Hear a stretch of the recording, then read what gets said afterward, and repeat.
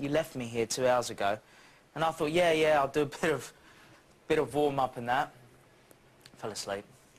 So I've just woken up, so I'm going to do my best to snap out of it and get back into rocking ball mode. It's 1 a.m. and Pete's got some waking up to do. Wake up, Andre.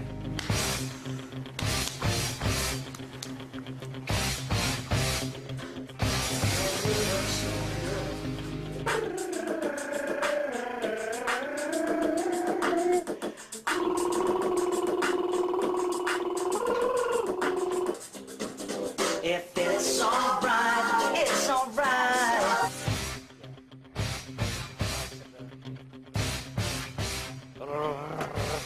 It's 1:30 in the morning, and I feel good. I feel fantastic, actually. I feel pumped to go on stage.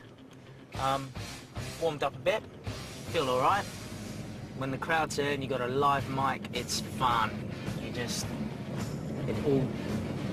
it gives you the buzz. What's the towel for? Towels, because I don't want to, you know, because my throat, I don't want to get cold. Like, I've just warmed it up and I don't want to come outside and it be freezing cold and then it gets all cold again. It's now 1:30 and Birmingham's premier gay night has had a busy lineup this evening, but measuring up to the support acts is going to be a tall order. Hello. Jeez, I'm a short ass. Am I in? How are you? How are you? How are you? Nice to see you too. Nice to meet you. How are you? Hello, how are you? You too.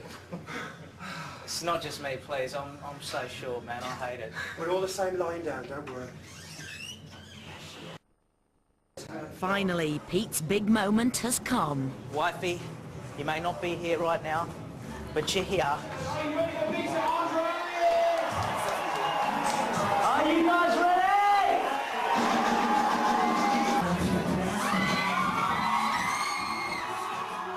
Pete may be interested in coming up with new material, but there is one tune that everyone loves to hear. Summertime right here, right now, tonight.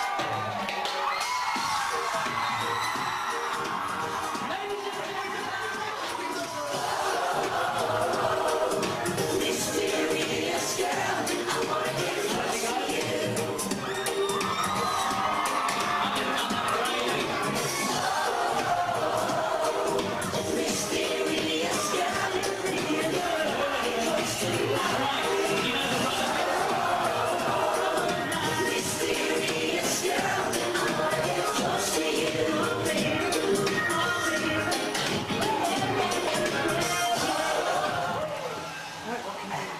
That was good fun, thank you. Thank you very much, that was good fun. Mysterious Girl, I know, it's the song that doesn't die, eh? The gig went well, and as a bonus, at the stage door is one of Pete's most enthusiastic fans. See you and get a bit up, See you lovely. Thank you very much. They are. Thanks a lot, guys. Cheers. With Pete's loyal fans left satisfied at the stage door, is his loyal wife tucked up in bed or out on the town? Oh, Kate's back at the apartment, is she? Okay. Well, thanks a lot, guys, all right? I really appreciate it. Oh, well, that's all right. As long as she had a good night, then I'm happy for her. Honestly. And tomorrow, believe it or not, Kate's cooking. I had to ask her 4 times if she was serious. She's making roast lamb with all the trimmings. Coming up, there's no roast dinner for Pete as it all kicks off. And the editor and that News the World should be sorry because I'm now going to sue them. Pete finds his true calling, and Katie faces up to her fears.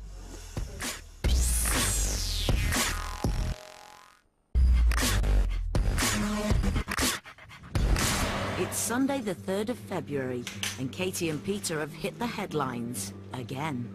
Last year, Katie and Peter sacked their nanny, Becky, and she took them to an industrial tribunal, which was resolved at a hearing. Now she's sold her story to the News of the World and is extremely critical of their parenting. The News of the World never called me to do a right to reply, which is what normally a paper would.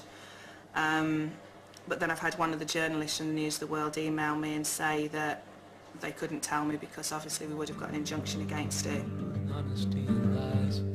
Kate's can't believe it. She's like, you know, I can't believe it, not again. And you know, we try and get Kate, you know, we've put a team around her so that she trusts people, but then this goes and happens, and then, you know, she'll put her barriers back up again, and it's really hard. It's like, you know, you try and protect somebody, but even with all the protection in the world, she's still gone and done this. Claire and Pete have a business trip to Cyprus already planned for tomorrow, so Nicola has to quickly get up to speed. Phone has just not stopped ringing. They really are gutted. You know, and I mean, Kate was so good to her. I mean, and the biggest joke is that Kate pleads Pete for sex. Okay, so we're going to go back to people, or we're not going back to anyone yet, and we're taking legal advice? Yeah, that's all we can say at this moment in time. Fine. Later that day, Nicola arrives at Katie's house with today's papers to go through the allegations that have been printed about her. She's obviously skint, done that story, but I know 200%, I could put my hand on my heart and say someone's behind her who pushed her to do it, because that is not her character at all to do that. Yeah. Always so quiet. This story doesn't bother me. The editor and Out of the News of the World should be sorry, because I'm now going to sue them. What have I done wrong? This is nothing new. You write about this in your book anyway. Why would I teach him to say that word? Talks of his manhood. Always talk about Pete's willy all the time, because he's got a big one. But the way they do it is as if it's trashy. With Claire off to Cyprus, it's been up to Nicola to field all the calls into the office, and she is overwhelmed with the level of support they've received. I can't honestly believe that the girl did it, really. Loads of phone calls, got to be honest and say, lots of phone calls to Kate, to Pete, to the family, to us in the office. I'm bordering on speechless about it, really. The next day, Peter's had to go to Cyprus on a pre-arranged business trip, but he is still hurting from the weekend's headlines. And she was our nanny and she betrayed us, and she went and said all these horrible things about us, and that was very upsetting. Very upsetting. I pride myself in telling people that I think we're a great example of a young family, a young, busy family. You know, and my kids are the world to me, and for someone to kind of try and tarnish that, that's the bit that's made me angry. That's the bit that's made me think, you know what, fuck you. This is how I feel at the moment. I'm devastated that she could try and tarnish us as a family. With Pete still angry and upset about the headlines, back in the UK, Katie is attempting to take her mind off the scandal with a spot of retail therapy. What are we looking for a new one for? A new wheelchair, because his one is crap. Oh, okay. Wheels in it, it's so hard to push.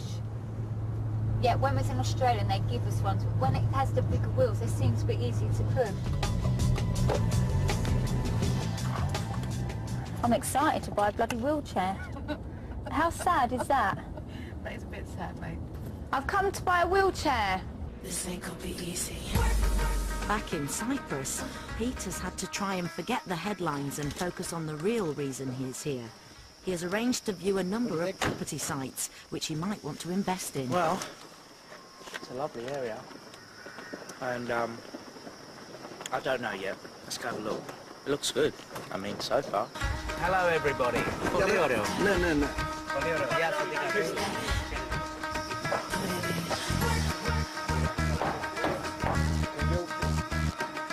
Is it good return? Hey, you're doing an unbelievable job, by the way. Thank you very much. There, and then the next lot are built on that. Whilst Pete is looking to invest the cash, Katie is doing her best to spend it. And she wants the coolest set of wheels for Harvey she can find. What's the most, well, I know you don't get trendy, but the best one you got? That one, or the Roma. Nobody be offended by what I'm going to say, but I say it as it is. I know it's a wheelchair, and, you know, different people go on it, whether you're disabled or not, but I want the least disabled-y looking one. Does that make sense? No. Oh, does this fold up as well, easy? And I think if you pick that up, Let's have a look. you try.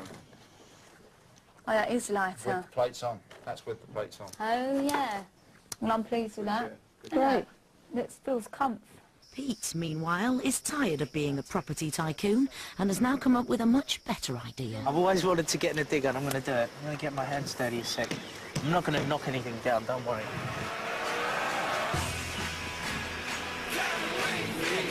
Thank you.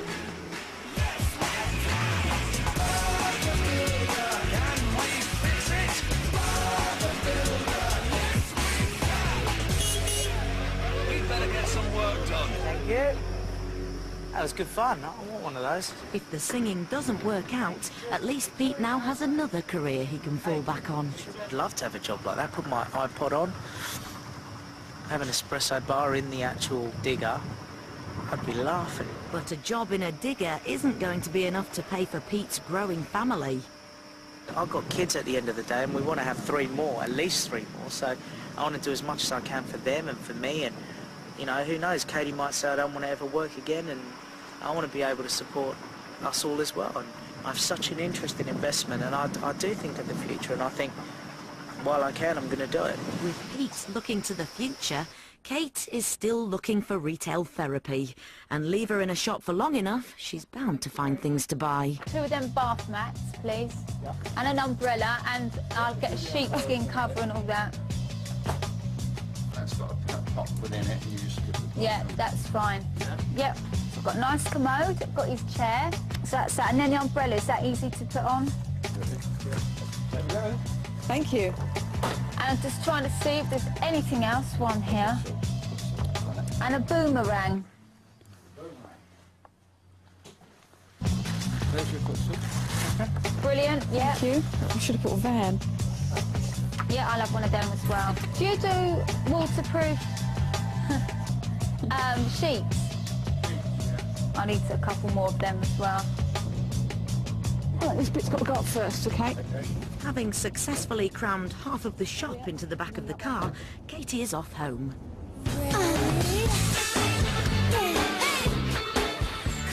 Back at the house, Kate has invited her friend, Liberty X singer Michelle Heaton, to stay with her for a girly couple of days while Pete is in Cyprus. So I'm lucky I'll get to share my bed with Michelle tonight. Yes, she does. Yeah. Yeah. Is that a girl thing? Like, I don't know about everyone at home, but even though I've got all other beds in the house, even if Michelle stays, she stays in the same bed. Yeah. Oh, we've got lots of twins work tonight. I hope it's different for boys though. I think I might. Yeah. I think I might be a little bit put out of Well, that hand. is where's the same bed. With the sleeping arrangements organised, no girly weekend is complete without a little pampering. And first on the agenda is the ultimate beauty treatment, Botox. This just takes the nick out of the pain, you know, just the little... Knowing what I'm like with needles. I know. It's weird, I play up having a baby with a needle, but when it's vanity, you sort of bear it a bit. Well, I say it now, I'm on that couch. Now, you like the rays, don't you? The more you can put in, I just want to look like an ornament where I don't... You like that, don't you? I love it. Complete paralysis, but with a nice... as per usual. Yes.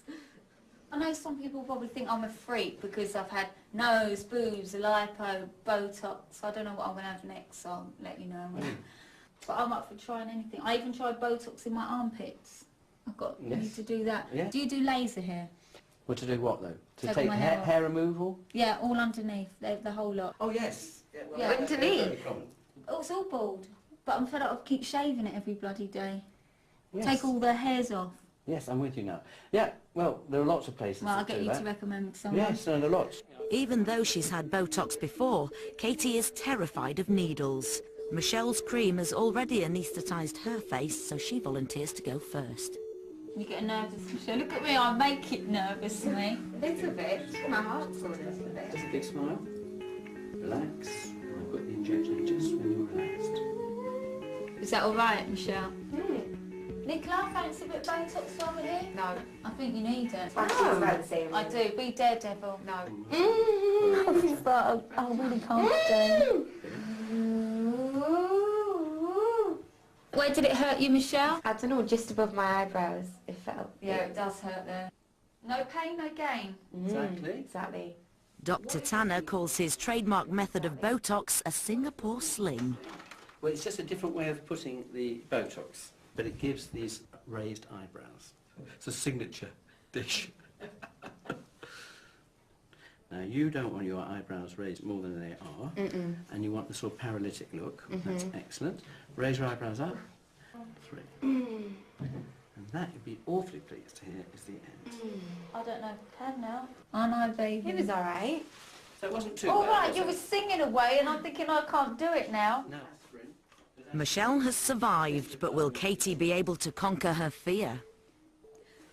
So I'm just mixing. It's coming. No, I'm just mixing the potion. So how long does it last between? Well, to be honest, 3 to 4 months. But some people, it lasts longer if they train themselves not to frown. But it's worth it, isn't it? It is, that's why I've got to put up with it. Right, pop your head back. Okay.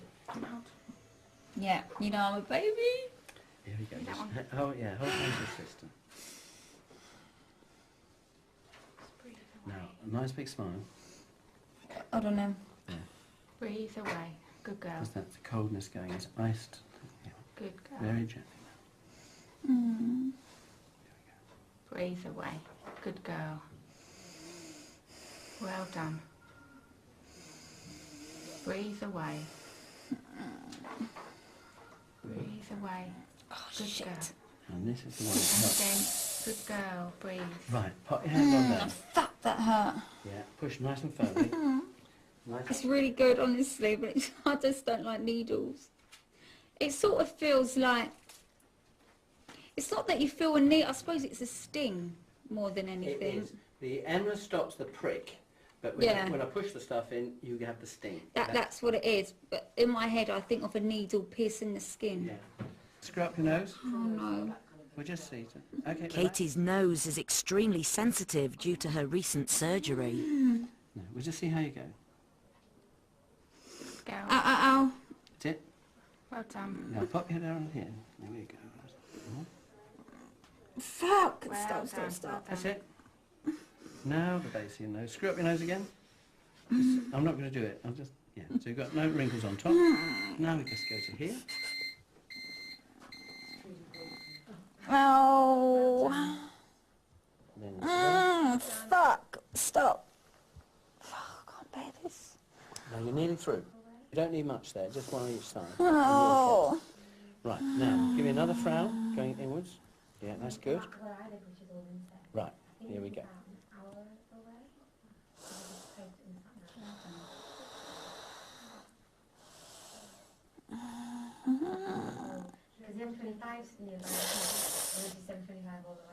Right, that's good. Now, that's the standard, okay.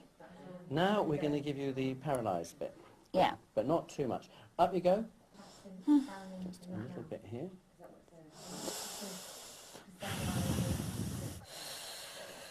And over here. Right, now you are finished. Yes.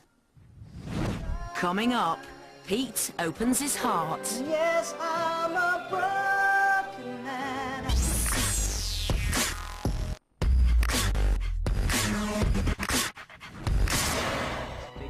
Pete is in Cyprus, and he is now on his way to the house his father built for him. 3 years ago, Sava, Pete's dad, began designing and building a dream home for his son. It was a labour of love, and his parents moved out of their home in Australia and lived in a flat to complete the building. With everything almost finished, Pete is now ready to move in.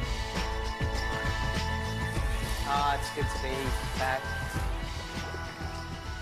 As you can see, it's 90% complete. I've just got to now add the homely touch. I've got to get the big loungers out here.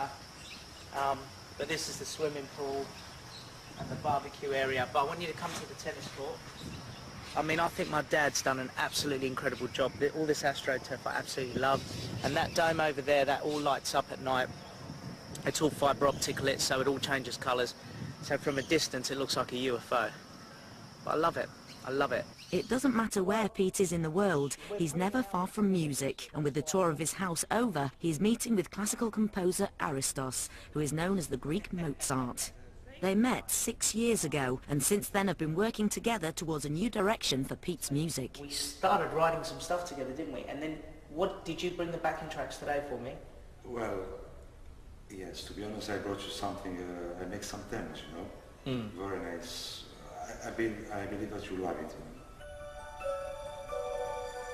I love all this. One of the songs they've worked on together is called Broken Man. Pete wrote it when he was suffering from depression about 3 years ago, but this is the first time he has heard the finished arrangement. Friends that I thought were loving me never really gave a damn. And I thought I loved that life is all about. And then I go up, don't I, a key, I jump up a whole octave. Always, I'll search for truth.